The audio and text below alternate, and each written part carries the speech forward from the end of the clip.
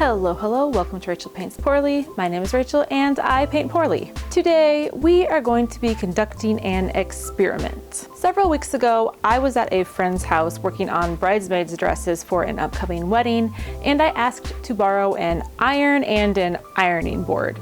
She produced the world's oldest iron, a Black & Decker automatic shutoff, which a quick Google search later revealed to probably be from the second half of the 1980s, which is still pretty old, but using it, I was actually pretty impressed. It worked really well enough that I decided to keep an eye out and see if I could find one for my very own.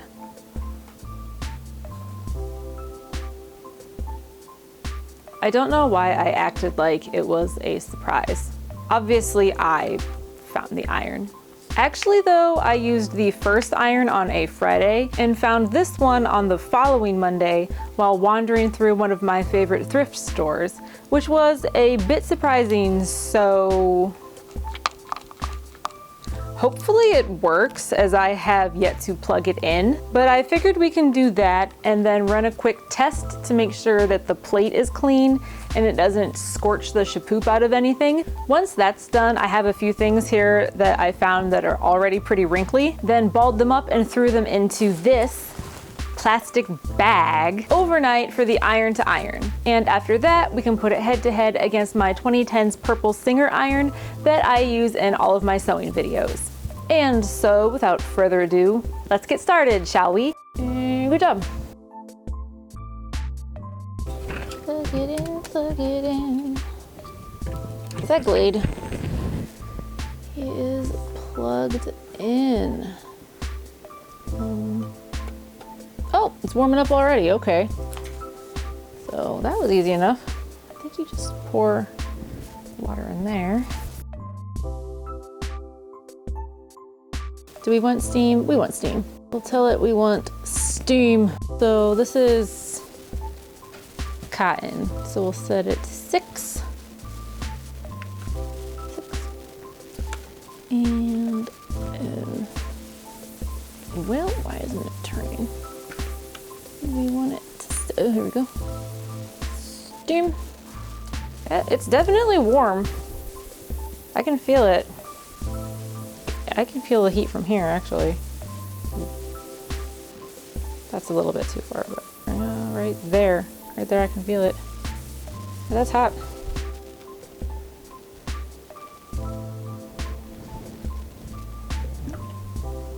Yeah.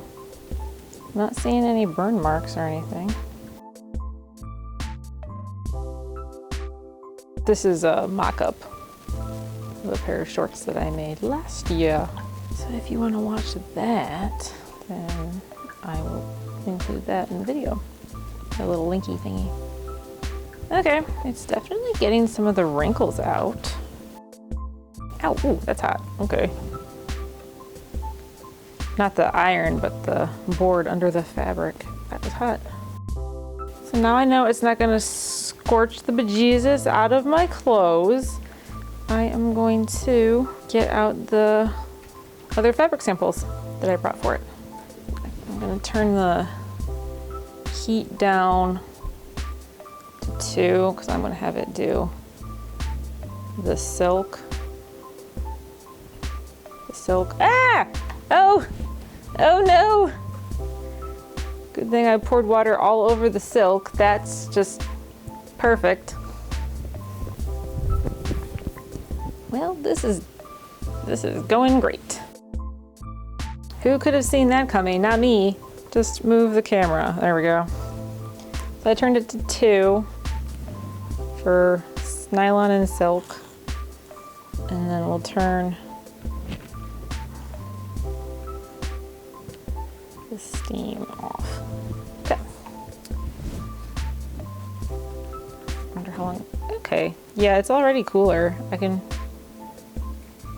The heat, I can feel it right there. Yes, this is going so well. And then I'll turn up the heat for the cotton and then the linen.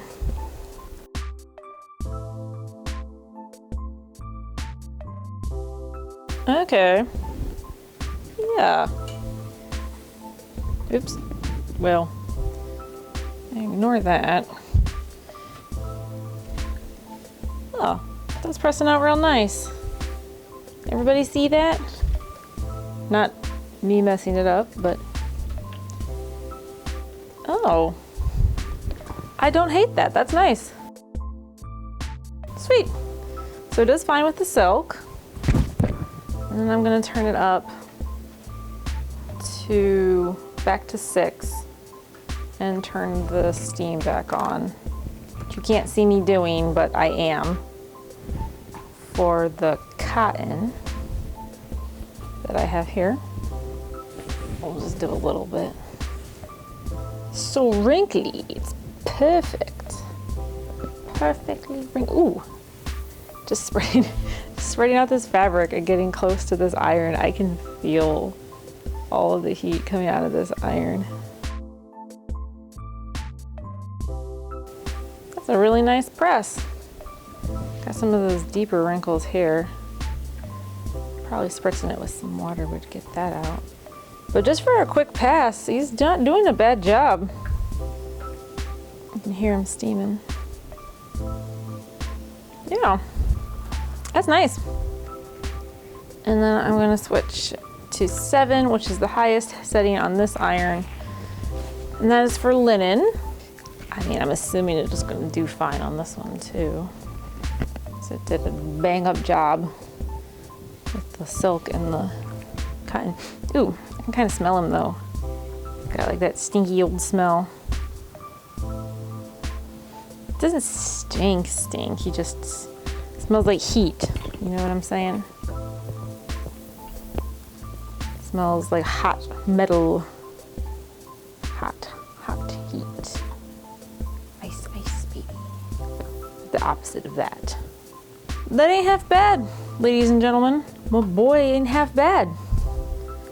So, I will set up the next experiment and I will see you then. Okay, here they are prepped. I have them both set with steam on for cotton. So that's 6 here and 7 here. Both have water. The Black & Decker definitely has the more intense heat. I can feel like I don't want to touch this one. I feel like I would burn myself on this one. This one, yeah, like it's hot, but I can, like I'm not afraid to touch it real quick. This one, I don't even want to try. I'm gonna hurt myself. So first we are going to do a dress shirt and then we're gonna do a pair of khaki dress pants. I think it's kind of funny that I always say how ironing and pressing is the most boring part of all of my sewing videos, and then I'm like, let's buy an old iron for $3. Although I actually think that got him on sale, so he was like $1.50. I spent $1.50 on this iron, you guys, which is probably how much it cost in the late 80s. Ayo! I don't remember how much I spent on the purple iron, the Singer iron. I think it was more than $1.50. Kind of dirty. I should have washed the shirt first before, but then it wouldn't have been so gloriously wrinkly.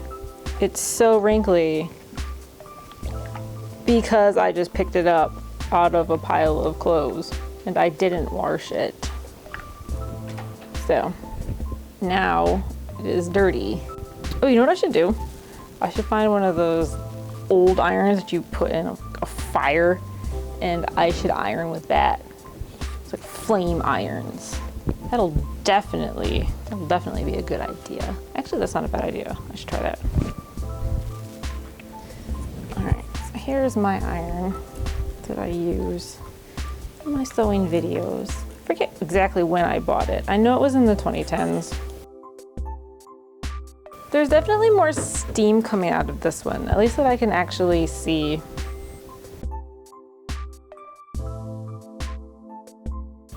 And this iron has a little spritzer feature, but the Black & Decker doesn't. So that little button I can press, can you see? No. That little button, I can press it and steam, like water will come out.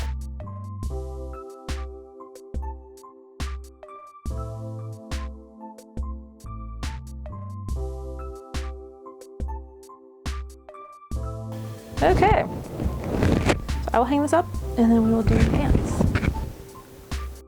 Okay, pants, we got Black & Decker first. Now, is this the right way to really get in and start ironing a pair of, I guess there's khakis. Khakis, dress pants, probably not. I'm not really going for super high level pressing. Not in this case. Anyways, it's mostly just an experiment. See how well they do. You can hear the ow! Jeez. I haven't burned myself with the other iron yet, actually. With the Singer. I have yet to burn myself using it. You know what's the only thing more boring than ironing videos? Ironing videos where the ironing is done off camera, so you can't actually see what I'm doing. Which I'm sure there will be some of that, and I apologize in advance. So the Singer is bigger, like the plate takes up more space, but it's not as, it doesn't feel quite as heavy, which it probably is just because it's bigger in general. Just regular old scientific movement over here. This is exciting stuff, like Mark Rober who. All right, so here they are. And remember that the Black & Decker ironed everything on our right, and the Singer ironed everything on our left. So it's like switched. So it's stage, wait, what? No. All right. Ugh. This is the Black & Decker. This is the Singer. Okay, we got it. We're all good. Objectively speaking, I think there's really not much of a difference between the shirt. There's like a kind of a deep wrinkle here on the Singer side, but that might have just been me being a terrible ironer. But for the most part, I think that the shirt looks like you can't tell the difference. The pants, I think that the Singer got it pressed a little bit flatter. I think it's because of all the steam that was coming out of it, whereas this isn't quite as flat, and there's still some like wrinkles you can see in the pants. But other than that, I mean, they're basically fairly even, I'd say.